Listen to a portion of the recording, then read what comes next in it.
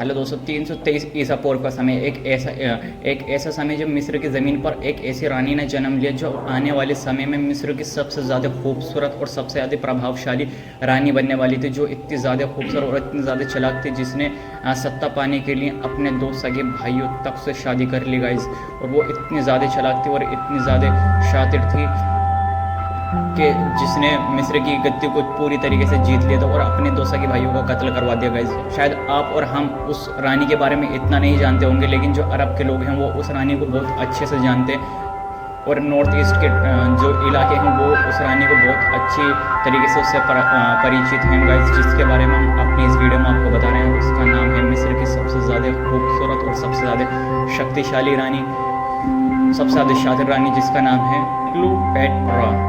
तक मिस्र पर शासन किया, नाम शायद आपने सुना होगा, यूनिवर्सिटी माना जाता है, जिसके बारे में लेकर चलते हैं कि वो 700 गधों के रूप से नहाती थी। Minds of billions coming from a tenacious Greek Macedonian family where secrets are finally revealed that echoes through time.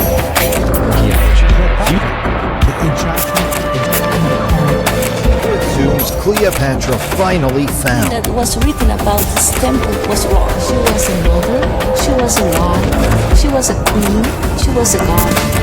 Egypt, the richest source of archaeological treasures on the planet. Queen of ancient Egypt, Cleopatra has remained an enigma. तो guys आज की इस video में हम आपको बताएंगे कि आखिर क्लियोपेट्रा इतनी ज़्यादा प्रसिद्ध और इतनी ज़्यादा प्रसिद्ध क्यों, मतलब इतनी ज़्यादा प्रसिद्ध और इतनी खूबसूरत थी, और किस तरीके से उसने शासन यानी किस तरीके से उसने अपने राज्य की गद्दी पाने के लिए किस तरीके से अपने दोनों भाइयों से शादी करी और उनका कत्ल करवा दिया, और मतलब उसकी चालाकी के बारे में हम आपको बताएंगे इस वीडियो में। चलिए स्टार्ट करते हैं। तो गाइस हम आपको बताए थे कि मिस्र की रानी क्वीन क्लियोपेट्रा को दुनिया की सबसे खूबसूरत रानी माना जाता है। उन्होंने राजगद्दी पर अपना कब्जा बरकरार रखने के लिए अपने ही 2 सगे भाइयों से शादी कर ली थी। क्वीन क्लियोपेट्रा लंबे वक्त तक रानी बनी रही, लेकिन 38 साल की उम्र में उनकी मौत हो गई। गाइस हम आपको इसका पूरा नाम बताए थे। इसका जो पूरा नाम था वो क्लियोपेट्रा सप्तम सियाफ्लोर पैटर्न था, और इसका जन्म 69 ईसा पूर्व में मिस्र के अलेक्जेंड्रिया में हुआ था।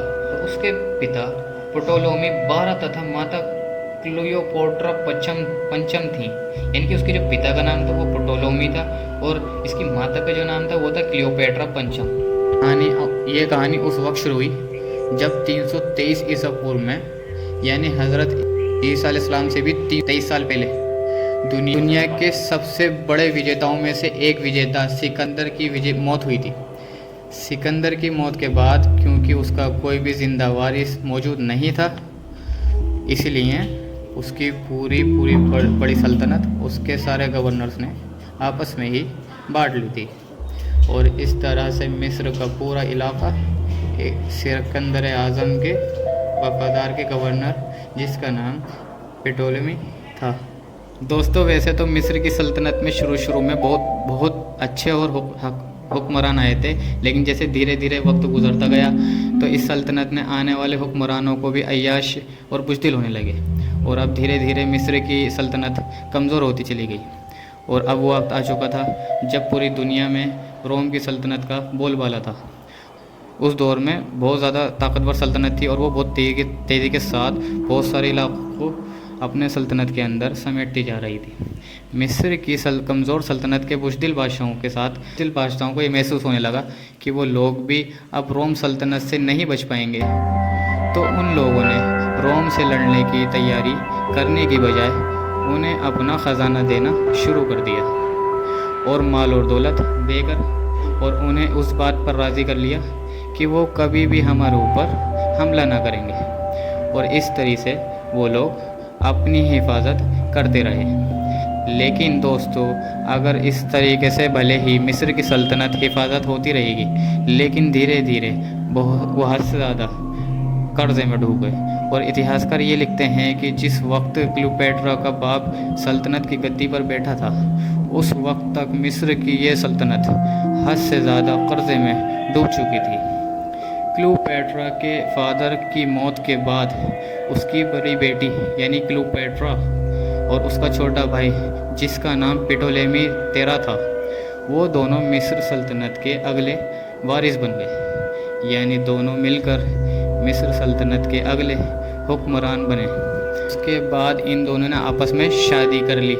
हालांकि दोस्तों सगे भाई की शादी के बारे में सुनने से हैरानी वाली बात नहीं है, क्योंकि ये भले ही आज के दौर में एक हैरान करने वाली बात हो, लेकिन उस दौर में मिस्र की तहज़ीब में इसे जायज़ काम समझा जाता था, यानी इसे एक सही और अच्छा काम समझा जाता था।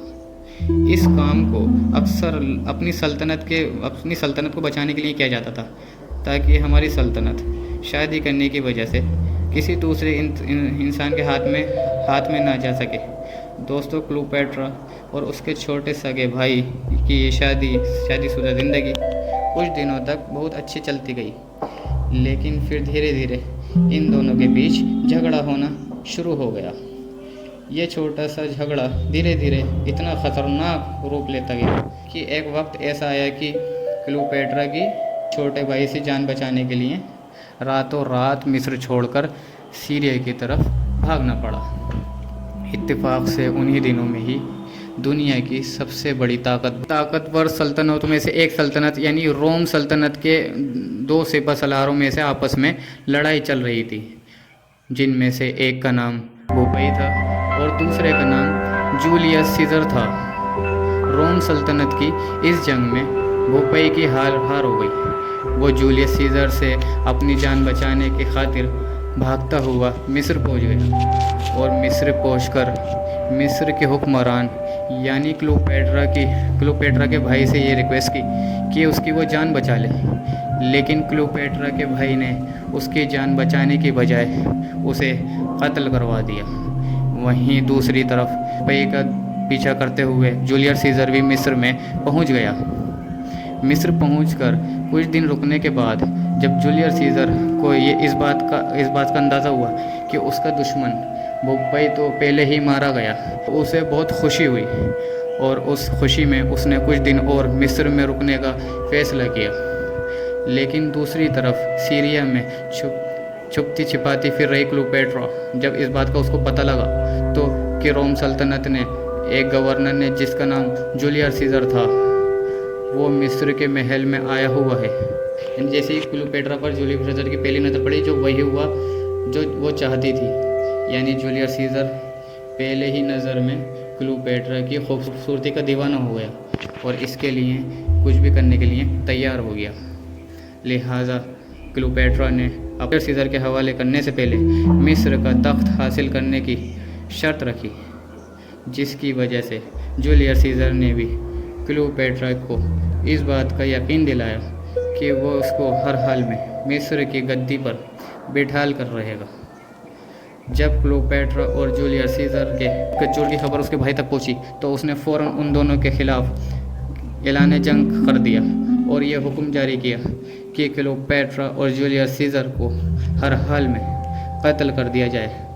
लेकिन दोस्तों जब जूलियस सीजर मिस्र आ जाता तो क्लियोपेट्रा की नज़र पड़ती, नज़र पड़ने के बाद वो उसके प्यार में पागल हो जाता और क्लियोपेट्रा बोलती कि मेरे भाई को मरवा दो, तो जो जूलियस सीजर होता है उसके भाई को मरवा देता है। फिर उसके बाद वो अपने वो वहाँ की रानी बन जाती और दूसरे भाई से अपनी शादी कर लेती। शादी करने के बाद वो भाई उसको मारने की कोशिश करता है, यानी क्लियोपेट्रा को मारने की कोशिश करता है। फिर क्लियोपेट्रा को मारने की कोशिश करता है तो क्लियोपेट्रा उसको ही मार देती है। फिर क्लियोपेट्रा रोम जाती है जूलियस सीजर से मिलने, लेकिन वहाँ पे जूलियस सीजर को मार दिया जाता है। फिर वो वहाँ से भाग जाती है, फिर दूसरे गवर्नर के पास जाती है रोम के। वो बोलती है कि उसके बेटे को, यानी जो जूलियस सीजर और उसका बेटा था, उसको वहाँ का रोम का गवर्नर बना दो। तो वो जो मार्क एंटोनी था वो रोम पे हमला करता है। हमला करने के बाद तो मार्क एंटोनी मार दिया जाता है और मार्क एंटोनी को मार दिया जाता है और क्लियोपेट्रा को कैद कर लिया जाता है। और गाइस वहाँ पे उसको ये कहना बहुत सारे साइंसदानों का कि वहाँ पे वो जहर खा लेती है, सांप से कटवा के खुद को मार डालती है। हम आपको ये बता देते हैं कि क्लियोपेट्रा कितनी शक्तिशाली थी और क्लियोपेट्रा कितनी शक्तिशाली थी। तो 2000 साल से भी पहले अपने शासन चरम पर उसने मिस्र और अधिकांश पूर्वी भूमध्य सागरीय तट सहित अन्य भूमि को भी नियंत्रण में कर लिया था। तो गाइस हम आपको ये बताए थे कि क्लियोपेट्रा क्यों इतनी ज़्यादा प्रसिद्ध मानी गई और क्यों इतनी ज़्यादा प्रसिद्ध अब भी मानी जाती है। तो बुद्धिमान और खूबसूरती के विदेश तक चर्चे यहाँ जिस महारानी की बात हो रही है उसका नाम क्लियोपेट्रा है। क्लियोपेट्रा को इतिहास की सबसे चालाक और बुद्धिमान और खूबसूरत रानी माना जाता था। और आज भी माना जाता है, जिसने मिस्र में 51 ईसा पूर्व से लेकर 30 ईसा पूर्व तक शासन किया था।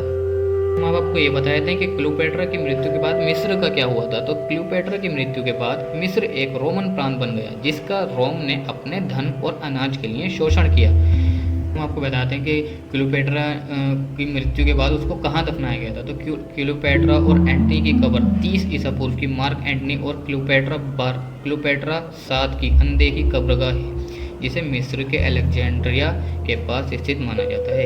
इतिहासकार सुएटोनियस और प्लूटार्क के अनुसार रोमन नेता ऑक्टेवियन ने उन्हें हराने के बाद उन्हें एक साथ दफनाने की अनुमति दे दी थी। अब हम आपको बता देते हैं कि आखिर जो क्लियोपेट्रा की मौत कब हुई, कितनी उम्र में और कैसे हुई। तो गाइस हम आपको बता देते हैं ये क्लियोपेट्रा की मौत हुई 39 साल की एज में हुई, और वो अगस्त 30 ईसा पूर्व में उनकी जो मौत हुई वो सांप के काटने से हुई। फिर उनके बाद उनको मिस्र के ही सारे रीति रिवाज के साथ उनको दफना दिया गया मिस्र के अंदर। हो गए हम आपको बता देते हैं जो क्लियोपेट्रा उसने 3 बार शादी करी, 2 बार अपने सगे भाइयों से करी, 1 बार करी जूलियस सीजर से शादी करी। जैसे हमने आपको शासनकाल भी बता दिया कि जो क्लियोपेट्रा उसने जो शासन करा 51 से लेकर 30 ईसा पूर्व तक उसने शासन करा। वो 39 साल तक जिंदा रही, उसने शासन करा 51 से लेकर 30 ईसा पूर्व तक। आपके बता दिया आपको क्लियोपेट्रा के बारे में शुरू से लेकर आखिर तक, और उसका पूरा नाम और पूरी जानकारी दे दी है, बिल्कुल जन्म से लेकर मृत्यु तक बता दिया हमने। तो गाइज आशा करते हैं आपको वीडियो समझ में आई और आपको कुछ भी जानने को मिला। तो वीडियो अच्छी लगी तो वीडियो को लाइक करें, चैनल को सब्सक्राइब करें। मिलते हैं किसी नेक्स्ट वीडियो में किसी नेक्स्ट टॉपिक पे। जब तक के लिए टाटा, बाय बाय, टाटा।